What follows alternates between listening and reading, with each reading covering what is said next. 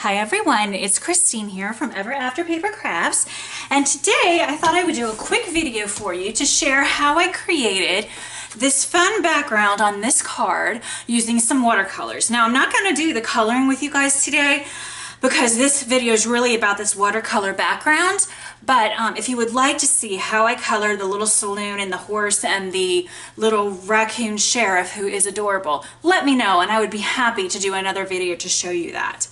I will on my blog, and I'll post a link to my blog in the description box of this video. I will list on my blog all of these zig markers that I used to color these images. Everything was colored with zig markers, and then the background, like I said, was done with watercolors. The images are from a brand newly released stamp set from Craft and Desert Divas. This one is called Wild West, and as you can see, it's just full of really cute images. A little cow, a horse, you know, just really cute stuff. So definitely head over to Craft and Desert Divas. They had an awesome new release and this was part of it. So I wanted to share that with you as well. So let's go ahead and get started doing this background. To create the background, I first taped down on this board a piece of Canson XL watercolor paper. Now, there are all kinds of watercolor papers out on the market, so just kind of experiment and use what works best for you. I personally love the Canson XL watercolor paper. It's cheap. You can even get it at Walmart. It really doesn't cost much at all, and I happen to get mine on Amazon, but you can get it from Walmart if you like, and it works great for me. I can even do my zig coloring on there if I want to. So let's go ahead and get started. I am using the Gansai Tambi watercolor paints, and it's hard to get the whole palette here on camera because this happens to be the 36, I think, no, 38 set. Also, I can't tell you the names as I'm going along because they're all in Japanese, but I will call out the numbers that I'm using as I go along. As far as brushes are concerned, I'm mostly going to be using this very inexpensive watercolor brush that I picked up at Michael's, and I like this one because it's quite big and it allows me to really kind of go crazy with the background scenes that I'm creating. So let's go ahead and get started. Let me pull the original card back over for one more second, and as you can see, I kind of wanted to do a desert sunset given the theme of the stamp set.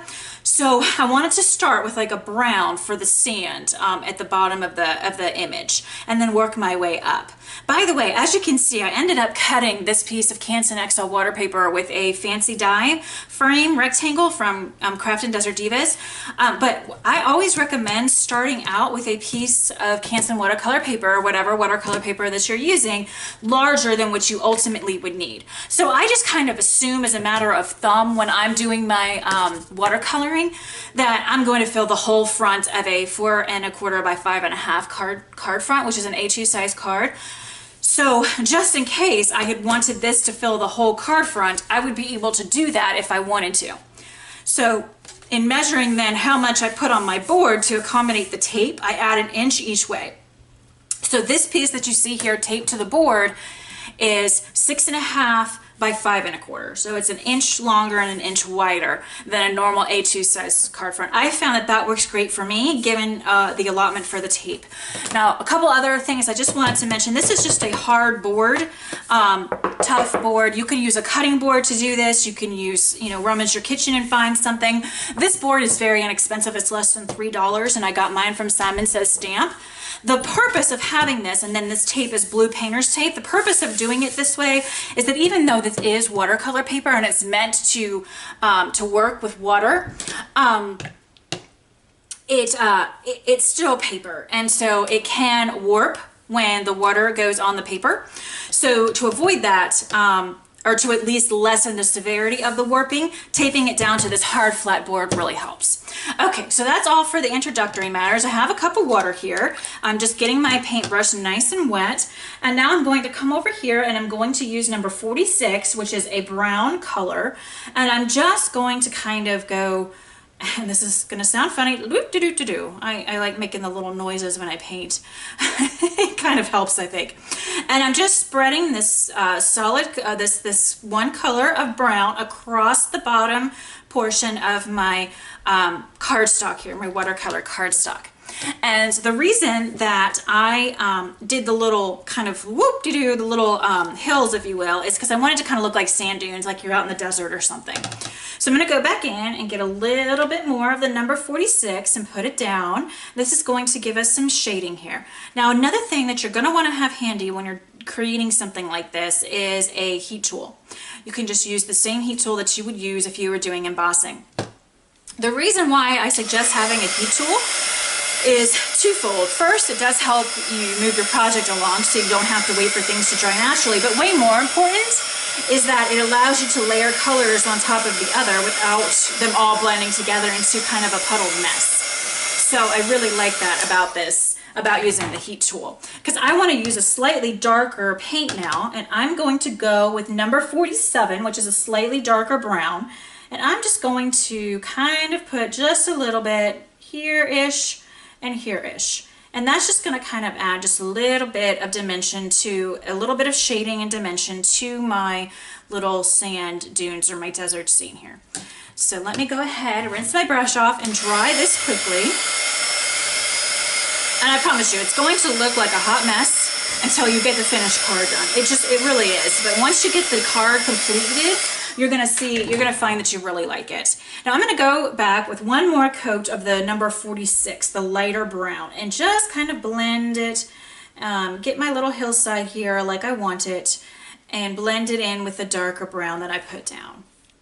So now that we have that, let's go ahead. So as you can see here, we have a slightly darker splotch here and here, which just kind of adds to the idea that as the sun is setting, it's going to cast different shadows of light in different areas. And so we're just kind of trying to capture that as best we can without working too hard at it. All right, so I'm just drying this quickly. I'm not even going to get it completely dry because I want to move this video along. But another thing that I really like is sometimes you get these droplets, and if you kind of chase them around with their heat gun, you get kind of that that drippy look. And I'm going to pick this up here and show you what I'm talking about, like right here. And that's that classic watercolor look that I love so much. So sometimes it's fun to chase those little water droplets around with your heat tool just to kind of increase that effect. So now I'm going to do my next layer, and I wanted like a pinkish reddish as the sun is setting right on top of my ground here, my sand. So I am using number 36, which is like a it's a red color, but it has a little bit of pink hues to it, and it's really light when you first put it on. So you have to really coat your brush and kind of don't be afraid to get it kind of dark, because as we start blending other colors of paint into this, it's going to lighten up. So don't worry if it's kind of too red at first, it's okay. So now that I've put some of that red down, I'm going to dry it, and I'm going to do one more layer of the red. And it really does almost look pink when it's dry, doesn't it? It's a really pretty, and kind of reminds me, I don't know if any of you have ever been out west. I've been fortunate enough to travel out there a few times, and they do get a lot of pinks in their sunsets, and it's quite exquisite. It's lovely. So now I'm just going to take and add some dark, just to give it some shading here, keeping the top still a little bit of that lighter pink or red, but it kind of looks pink almost. And of course, if you wanted this even pinker, you can get a palette and mix up the colors together, mix the red and a white together, and you would have a lighter pink even than this if you wanted to. It's the world is an oyster when it comes to paint, so you can really, you know, play around with it as much as you like. So now I'm just going to take a clean brush, and that's just wet, and kind of just go over this again. And this is kind of a trick too. This will kind of iron out some of those harsh lines. If you just take some clean water and go over what you're doing, it'll iron out and it'll blend. See how it's doing that? See how you can't really see that line anymore between the pink/red and the brown? They just kind of effortlessly blend together. That is a tip that I learned just playing around with this on my own. Hopefully the camera's picking that up, but that line in between is virtually gone, and it's just a gradual shading from the brown to the pink/red, whatever you want to call it. And that, again, is just done with a regular wet, clean paintbrush and running it over what you've already put down after you've dried it with a heat tool. You want to make sure it's semi-dry. Now I'm going to put a little bit of orange in my sunset, and for that I am using number 33, which is just a basic fun orange that comes in this paint set. I really love this paint set. These paints are very pigmented, so you almost get a chalky feel to them, and it's very lovely. I really do enjoy working with these paints. And again, as I've said in other videos, I have really never painted before. I've wanted to. I've done some paint nights, if you're familiar with those in the US. I don't know if they do those in other countries or not, but they just have a paint instructor come to a local bar or restaurant, and they kind of have a painting ready to go, and you know, they'll kind of teach you how to do that particular painting, and it's really fun. And I've done a couple of those, but other than that, I've never painted. So I'm kind of learning this as I go, and I'm loving it. So that's why I'm just sort of sharing it with you guys. I'm hoping that you guys will, what I'm teaching you, if you will be helpful, and that you'll love this as much as I do. But please don't think that I'm an instructor in any way, or that what I'm saying is the gospel or the only way to do something or anything like that, because it's just not. I'm just doing this for fun, and just thought I'd pass along what I've learned to you guys.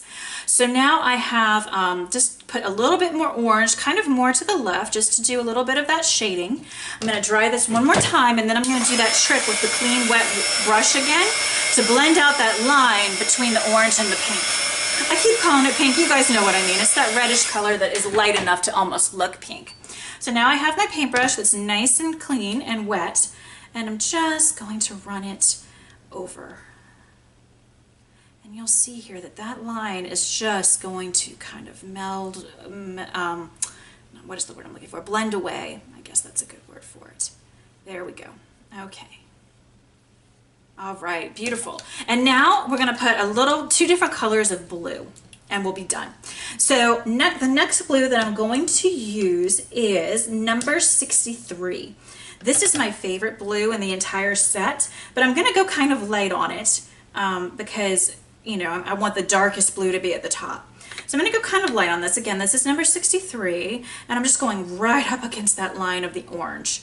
Right up against that line. I'm going to dry this. It's a very little strip, as you can see. I'm going to dry this with my heat tool here, chasing some of those little water droplets down, which is so much fun. And I'm going to put a little bit more. Whoops, I actually just dipped my paintbrush into the wrong one. I'm going to clean that off.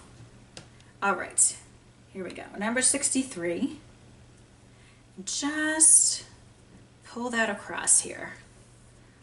Okay, lovely. And again, it's looking like a hot mess, isn't it? But I promise you, when we're all done and you can look back at the finished card again, you're going to see how it all comes together when you cut it out with a rectangle die or something, you know, cut it down to size, and then have your little critters or whatever. You could put any kind of images on this little backdrop that we've created. So now I'm going to just take my paintbrush with clean water and just kind of run it over this line here to kind of make that kind of harsher line go away. And I did move a little bit of the orange because I'm working fast. It wasn't quite dry enough. So I'm going to go back in and replenish some of my orange, and then I'm going to dry it a little bit better, and that should take care of that problem. And sometimes that happens. If you're just going a little too fast, you might take away some of your color if you didn't dry it good enough. And that's why I say that this heat gun technique or tip or whatever you want to call it is a really good one, because it really does allow you to blend those colors a little bit better. All right, and now for our last color, which is a darker blue. I'm using number 62 from the paint set. And it's a very dark blue, and it's pretty. It's not super dark, but you know, dark enough for our purposes here. And I'm just going to get that all around, and I'm going to dry it because I want to do a couple coats so it's nice and dark at the top. So let's dry this quickly, and then we're going to do it one more time. I think one more time should do it. We'll see in just a moment. I think that looks really nice. So let's dry this. Let's go ahead and dry it.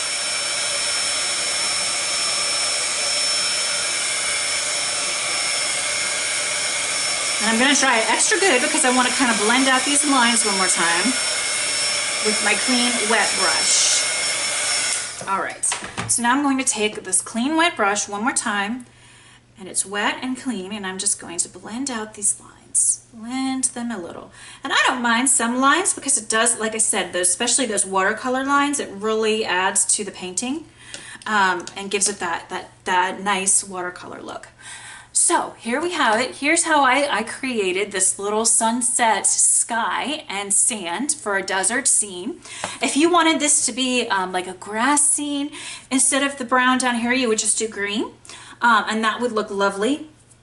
And again, once you take your dies and cut this down, and again, this is just from the Fancy Frames die from Craft and Desert Divas, but if you just put this down here like this, you're gonna see it's not gonna be so busy, and it's just going to look so lovely when you put the finished card together. Because again, as I keep saying, this kind of looks like a hot mess. It's kind of like when you do a Starry Night background, and I'm gonna show you a sneak peek of a card that's coming. And I've done a starry background with the same set of watercolors here, and this is a sneak peek here, but you can see that now looks really pretty, but it's still, you know, it might look like a hot mess to a lot of you.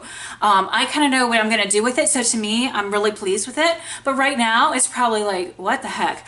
When this card's finished, it's going to be lovely. Same here. It doesn't look like anything special right now except streaks of paint, but you bring over your finished card and it really is lovely, I think. I hope that you think so too, and that you'll give this a try. One other thing that you could do if you wanted to, you could use the flicking technique to add some stars or some gold even, or some silver. Let me get a small paintbrush quickly and just show you what I mean. I did not do this in my original card because I wanted to just have some sequins and just keep it kind of simple. But let me just show you what I mean. I'm just wetting a small paintbrush and I'm putting it into number 95 in this paint set, which is a silver metallic kind of color. And you have to get these paints really wet because they're very pigmented, so you got to get it really wet so the paint will move. And then you just take your finger and you just flick this down onto your paper. And you do want to do this when you've dried this, otherwise it'll just blend in with the wet paint. But I have dried this with my heat tool, so we should be good to go. And if you hold this to the light, because it's that silver metallic, it's going to kind of shimmer a little bit, especially when it's dry. Not so much right now, but when it's dry, it's going to be really lovely. And again, I didn't do that on the finished card, but I wanted to show you that that is something that you could do. You could use regular white, a bright white color, for stars, or you could even do gold. Sometimes night stars look really gold. But again, in the finished card, I just left that step out. I did add some Wink of Stella to a lot of my little elements here, and I did use some sequins for the backdrop there, and then the sentiment, of course, is from the same stamp set. So once you get your card all put together, this kind of messy looking thing is actually quite lovely, and I hope you think so. So thank you guys so much for watching. Again, if you do want to see how I colored these, I didn't want to add that in this video because it's long enough, but I'm happy to do another video. Just leave me a comment or send me an email if you would like to see how I colored these. Again, I used my zigs. I'll have a list of everything on my blog, and don't forget about my giveaway. Also, I'm having a giveaway right now. It's open until next Monday, and I will link you to that video that discusses the giveaway at the bottom in the description box of this blog post. So that's it, guys. Thank you again so much for stopping by. I hope you enjoyed this technique. I encourage you to get out your watercolors and just go to town. And like I said, don't worry about it looking like a big mess, because when you get it all done, it's going to look lovely. Thanks again so much for watching. Have a great day, and I'll catch you in the next video. Bye-bye.